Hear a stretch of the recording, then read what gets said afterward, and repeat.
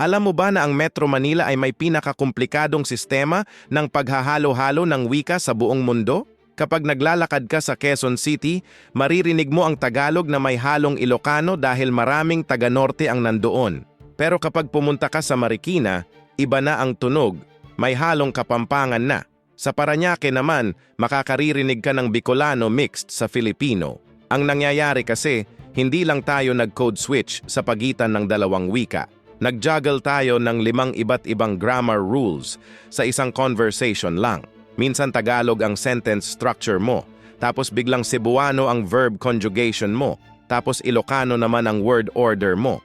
Mas nakakatawa pa, yung mga kabataan ngayon ay nag-create na ng sariling grammar rules na hindi umiiral sa kahit anong traditional na Philippine language. Parang nag-evolve na ng bagong wika na hindi pa natin nare-realize. Kaya pala minsan hindi natin maintindihan ng ibang taga-Manila kahit pareho tayong nagsasalita ng Filipino, hindi pala talaga pareho ang version natin.